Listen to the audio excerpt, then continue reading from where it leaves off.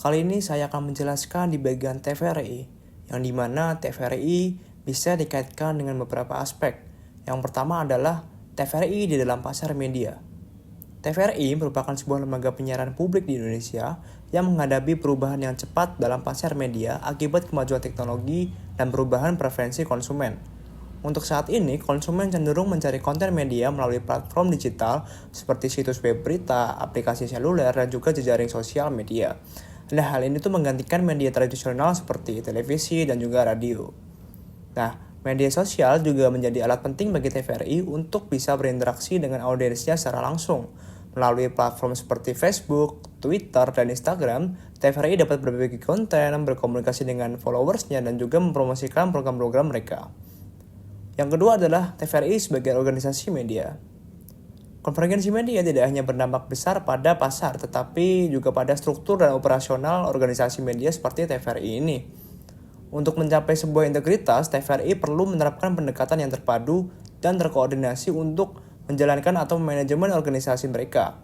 Nah, salah satu langkahnya bisa dengan membentuk tim lintas fungsional yang terdiri dari perwakilan dan berbagai divisi seperti jurnalis, produser, editor, ahli media sosial, yang dimana mereka bekerja sama untuk merencanakan, membuat, dan juga menyebarkan konten yang sesuai di semua platform TVRI. Berikutnya adalah TVRI sebagai produksi media. Konvergensi media juga mengaruhi cara TVRI memproduksi konten. Sebelumnya, fokus produksi mungkin hanya pada satu platform, seperti televisi. Namun, dengan adanya konvergensi, TVRI harus menghasilkan konten yang dapat disesuaikan dengan berbagai platform, termasuk televisi, situs web, dan juga platform mobile.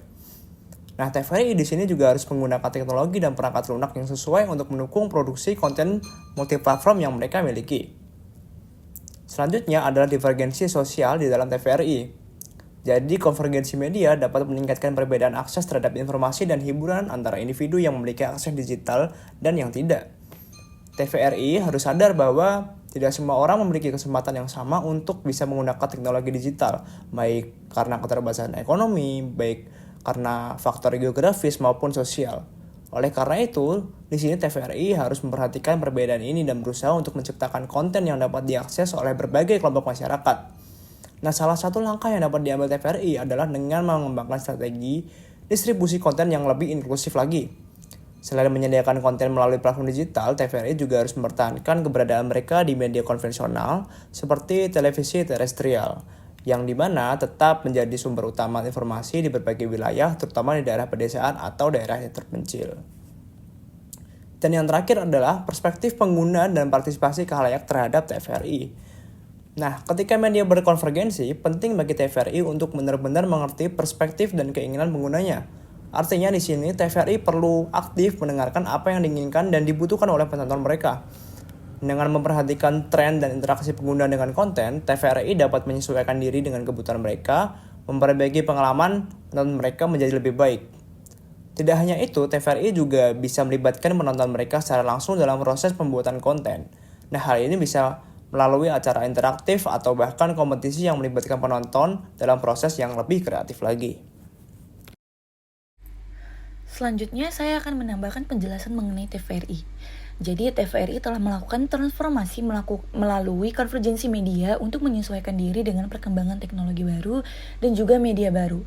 Temuan utama menunjukkan bahwa proses konvergensi di LPP TVRI mencakup tahapan restrukturisasi, digitalisasi, integrasi, dan juga distribusi multiplatform.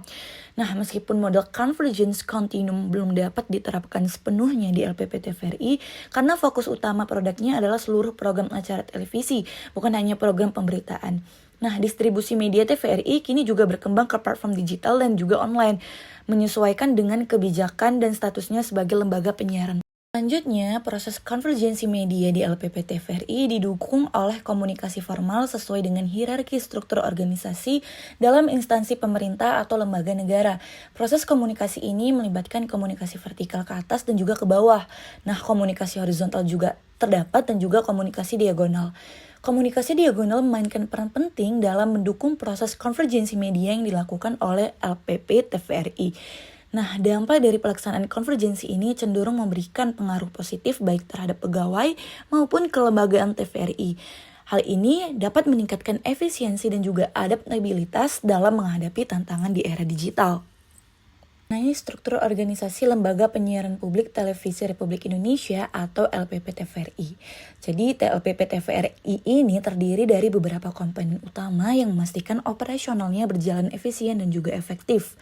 Pada puncak struktur organisasi terdapat Dewan Pengawas yang bertanggung jawab mengawasi kinerja direksi dan juga memastikan TVRI beroperasi sesuai visi misi dan juga kebijakan yang telah ditetapkan. Dewan Pengawas ini terdiri dari beberapa anggota yang dipilih berdasarkan kompetensi dan juga integritas mereka. Di bawah Dewan Pengawas terdapat direksi yang merupakan badan eksekutif bertanggung jawab atas manajemen operasional harian TVRI. Nah, direksi dipimpin oleh direktur utama yang dibantu oleh beberapa direktur yang mengelola berbagai bidang fungsional. Direktur tersebut mencakup direktur program dan juga berita yang mengelola perencanaan, produksi, dan penyiaran program serta berita. Direktur keuangan yang mengelola keuangan dan anggaran, direktur teknik yang menangani aspek teknis penyiaran, direktur umum dan sumber daya manusia yang mengelola sumber daya manusia dan juga administrasi umum. Serta terdapat direktur pengembangan dan juga usaha yang bertanggung jawab atas pengembangan bisnis dan juga strategi komersial. Nah, selain itu terdapat biro dan juga divisi pendukung seperti Biro Perencanaan dan Pengembangan, Biro Hukum dan Humas, Divisi Produksi, dan Divisi Pemberitaan yang masing-masing mengelola aspek tertentu dari operasional TVRI. Ini kita balik ke belakang lagi, aku akan menjelaskan mengenai sejarah TVRI. Jadi Maladi, mantan penyiar RRI, mengusulkan pendirian stasiun televisi pada tahun 1955 untuk membantu sosialisasi pemilihan umum pertama, namun ditolak karena dianggap mahal. Nah, setelah Maladi menjadi Menteri Penerangan pada tahun 1959, Maladi kembali mengusulkan ide tersebut kepada Presiden Soekarno, terutama karena Indonesia akan menjadi tuan rumah Asian Games keempat pada tahun 1962. Usulan ini diterima dan pada tahun 1960, Majelis Permusyawaratan Rakyat sementara mendukung pendirian stasiun televisi. Lalu pada 25 Juli 1961, Menteri Penerangan membentuk P2 TV untuk mempersiapkan siaran televisi di Indonesia yang dipimpin oleh RN Sutarto. Nah, pada 23 Agustus 1962, kompleks siaran TVRI mulai diresmikan menjelang Asian Games yang keempat. Hal ini juga dengan bantuan teknis dari perusahaan Jepang seperti NEC dan juga NHK, TVRI mulai mengadakan siaran percobaan pada 17 Agustus 1962. Pada 24 Agustus 1962, TVRI pertama kali mengudara dengan siaran langsung upacara pembukaan Asian Games keempat dari Stadion Utama Gelora Bung Karno. Nah, pada tahun 1975, TVRI menjadi bagian dari Departemen Penerangan Republik Indonesia dengan status direktorat yang menyebabkan gaya manajemennya kurang efisien. TVRI mengalami serangkaian perubahan status dari perusahaan jawatan atau perjan hingga akhirnya menjadi PT TVRI, yaitu berbentuk persero pada tahun 2002. Perubahan ini bertujuan untuk mempersiapkan TVRI menjadi perusahaan yang lebih mandiri dan juga kompetitif, serta sesuai dengan prinsip-prinsip televisi publik. Seiring dengan perubahan status, TVRI melakukan pembenahan dalam manajemen, struktur organisasi, sumber daya manusia, dan keuangan. Pembenahan ini mencakup restrukturisasi di bidang pemasaran, pemrograman, dan juga penataan kembali karyawan sesuai dengan kualifikasi dan juga keahlian yang jelas. Hingga saat ini, TVRI terus melakukan yang namanya perubahan seiring dengan perkembangannya zaman dan juga perkembangan teknologi. Akan membahas bagaimana Media Group mengimplementasikan konvergensi media. Jadi, Media Group mengimplementasikan konvergensi media dengan mengintegrasikan berbagai platform media yang saya sudah sebutkan tadi. Dan mereka mengelola ketiga platform media tersebut menjadi satu entitas yang terintegrasi. Langkah-langkah implementasi konvergensi media Group meliputi pengelolaan konten terintegrasi di berbagai platform, pemanfaatan teknologi digital untuk menyebarkan konten secara lintas media, pengembangan platform media sosial, pelatihan dan pengembangan karyawan untuk mengelola platform media dengan efisien, serta kolaborasi internal antara tim editorial, produksi konten, dan juga teknologi informasi. Dengan strategi konvergensi yang efektif, Media Group dapat menciptakan pengalaman media yang menyeluruh bagi audiens, meningkatkan visibilitas, dan memperluas pengaruh mereka dalam industri media. Selanjutnya, saya akan menjelaskan integrasi teknologi yang Media Group gunakan. Jadi, Media Group menggunakan berbagai jenis platform media untuk menyebarluaskan berita mereka kepada audiens. Saya akan membahas Surat Kabar Media Indonesia, metrotvnews.com, dan juga Metro TV yang dimiliki oleh Media Group. Pertama, Surat Kabar Media Indonesia adalah salah satu platform media cetak yang dimiliki oleh Media Group. Surat kabar ini biasanya memiliki rubrik seperti berita utama, politik, ekonomi, dan budaya untuk memenuhi kebutuhan informasi pembaca. Dan sebagai media cetak, Surat Kabar Media Indonesia menyajikan berita, artikel, opini, dan informasi lainnya dalam bentuk fisik yang dicetak dan didistribusikan kepada pembaca secara reguler. Selanjutnya ada metrotvnews.com yang merupakan situs berita online yang dimiliki oleh Media Group. Sebagai platform online, Metro TV News menyajikan berita terkini, artikel, video, dan konten multimedia lainnya kepada pembaca melalui internet. Dan terakhir ada Metro TV yang merupakan saluran televisi yang dimiliki oleh Media Group. Sebagai platform televisi, Metro TV menyajikan program-program berita, talk show, dokumenter, dan program-program lainnya kepada pemirsa melalui siaran televisi. Dan dengan kombinasi dari 3 platform media ini, Media Group dapat menyajikan konten berita yang terintegrasi dan menyeluruh kepada audiens mereka melalui berbagai platform media yang mereka kelola. Ini memungkinkan mereka untuk mencapai beragam jenis pemirsa dan memenuhi kebutuhan informasi mereka melalui berbagai saluran komunikasi yang berbeda. Oke, sekarang masuk ke penjelasan mengenai kolaborasi antara berbagai divisi dalam media. Seperti Media Group sangat penting untuk memastikan konten yang konsisten dan berkualitas tinggi di semua platform. Divisi cetak dan divisi digital juga melakukan perencanaan konten secara bersama-sama, contohnya melalui rapat editorial gabungan untuk menyusun kalender editorial dan menentukan prioritas topik. Penggunaan teknologi seperti CMS atau Content Management System yang terpadu memungkinkan akses dan kontribusi dari kedua divisi, sehingga artikel dapat diakses dan disesuaikan untuk berbagai platform. Standar dan pedoman konten yang seragam juga diperlukan untuk memastikan keseragaman dalam penulisan dan format.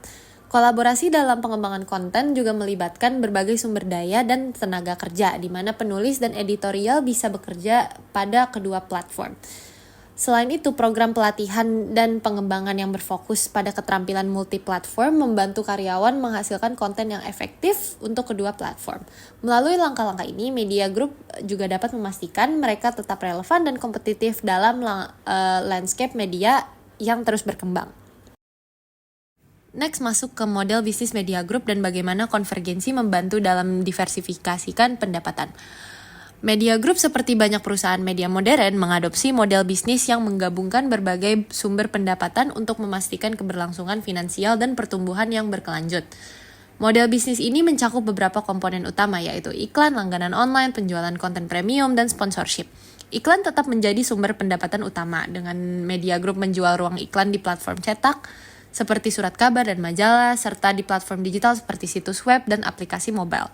Selain itu, langganan online menjadi penting dengan meningkatkan konsumsi media digital di mana Media Group menawarkan konten eksklusif atau premium seperti paywall atau model freemium.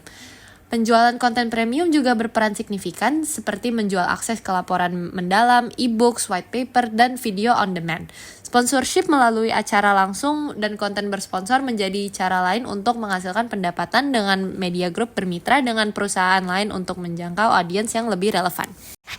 Selanjutnya, untuk penggabungan konten, apakah konten hanya berupa tulisan saja atau bisa gambar dan juga suara? Nah, di konvergensi media ini kan pasti penggabungannya, jadi tentunya pasti ada yang namanya penggabungan konten dari berbagai jenis media dan juga saluran komunikasi untuk menciptakan pengalaman yang lebih interaktif dan menyeluruh bagi pengguna yang menikmati konten. Konvergensi media tidak mencakup hanya tulisan tetapi juga gambar, suara, dan juga video yang jika disatukan.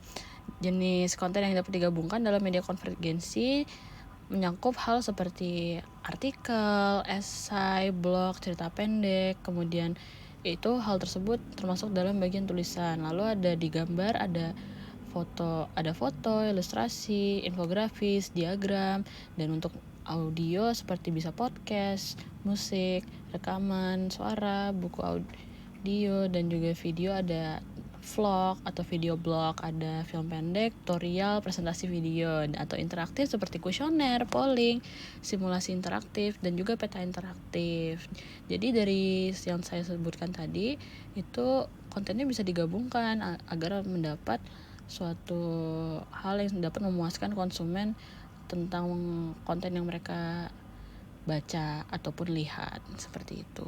Grup biasa merujuk pada suatu perusahaan atau organisasi yang memiliki dan mengelola berbagai jenis media seperti televisi, radio, surat kabar, majalah, situs web, dan juga platform digital lainnya. Tujuan dari media group adalah untuk mengumpulkan, membuat, dan menyebarkan konten melalui berbagai saluran media yang mereka miliki atau kelola. Media adalah sebuah organisasi. Dalam kutipan Griffin, organisasi adalah sekelompok orang yang bekerja sama secara terstruktur dan terkoordinasi untuk mencapai sebuah atau sejumlah tujuan. Maka dari itu, media massa atau media komunikasi massa dapat dikatakan sebagai organisasi. Organisasi sendiri memiliki struktur, dan dalam organisasi media juga tentu memiliki struktur. Struktur dari organisasi media massa mencakup penanggung jawab media, pemimpin umum, dan level manajemen atau biasa disebut sebagai top management. Pemimpin umum dari organisasi media mencakup posisi seperti redaksi, pemasaran, administrasi, dan juga teknologi. Nah, dari situ ada dirinci lagi kalau misalnya si bagian redaksi itu mencakup seperti misalnya news planning, news gathering, news writing, news editing, and news publishing. Itu biasanya ada di koran berita. Lalu ada redaksi juga, ada yang selengkapnya ada pemimpin redaksi, redaktur pelaksana, editor, ada yang termasuk bahasa juga, dan redaktur pracetak untuk desain atau layout. Kemudian ada koordinator liputan jika diperlukan, lalu ada reporter atau fotografer, proofreader atau korektor naskah, dan layouter. Nah, kemudian untuk pemasaran sendiri seperti namanya itu termasuk yang untuk memasarkan pemasaran dari media massa yang mereka gunakan. Jatuhnya contohnya seperti bagian humas dan juga markom.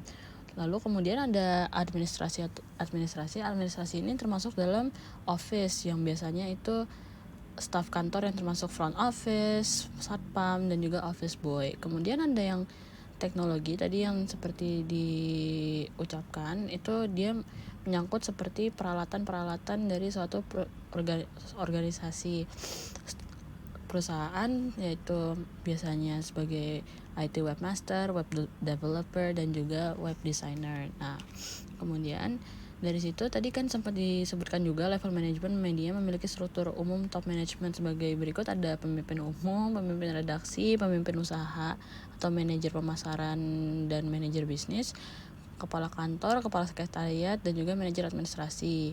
Nah, media group sendiri dibagi menjadi grup koran berita, majalah, stasiun radio, dan stasiun televisi. Struktur organisasi media pada media group tersebut beragam. Untuk contohnya misalnya untuk majalah-majalah kecil, kayak yang tipikal majalah kecil pasti ada editor in chief, lalu turunannya ada executive director, associate editor, executive editor maksudnya. Kemudian di associate itu ada assistant editor juga, dan juga staff writer. Nah,